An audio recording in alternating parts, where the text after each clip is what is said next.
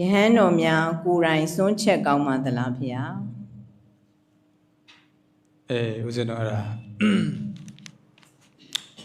ယဟန်နေဆိုတာကိုယ်တိုင်မချက်ကောင်းဘူးသားစိမ်းငါးစိမ်းကိုချက်ဖို့နေတာသာကင်တော့မကင်ကောင်းဘူးเนาะအခက်မခံရဘူးအဲ့တော့ဦးဇင်းတို့တာမန်ဘက်ကတို့ပုဏ္ဏဘက်ကတို့ဆိုတာလာတယ်တာမန်ဘက်ကဆိုတာကိုယ်တိုင်ချက်တာဒါမလုပ်ကောင်း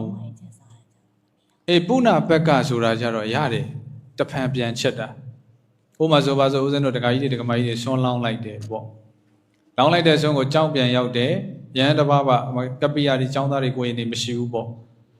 ဒါဆိုရင်ယဟန်တစ်ပါးပါသူ့ဘာသူအဲ့ဒီချက်ပြီးသားကြက်ပြီးသားဟင်းတွေကိုပြန်နှွေးတာတို့ဘာလို့လုပ်လို့ရတယ်ဒါကိုပုဏ္ဏဘက်ကလို့ခေါ်တယ်နော်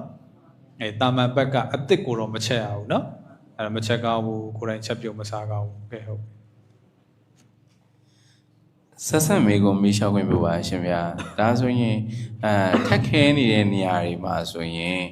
ပြီးတော့နိုင်ငံခြားတို့ဘာတို့မှာပညာသွားသင်ရတဲ့အခိုက်အတန့်မှာဆိုလို့ရှိရင်ရောစွန်းလောင်းတဲ့လူမရှိတဲ့အခိုက်အတန့်မှာဆိုရင်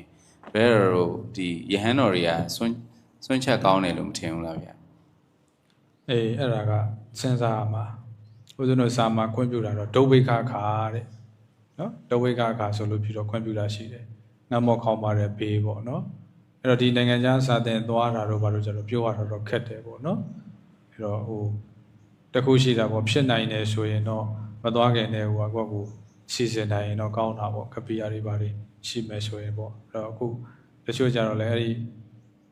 သူတို့ရဲ့ခံယူချက်ပေါ်မူတည်မှာပါနော်သီလနဲ့ဒီတချို့အရာတွေကြတော့လဲရတဲ့အရာတွေရှိတယ်ပေါ့ဒါကတော့ကိုယ့်ဘက်ကိုစဉ်းစားပေါ့နော်အဲ့မြတ်စွာဘုရားခွင့်ပြုချက်အတိုင်းကတော့ဒီတိုင်းပဲသွားတာပဲ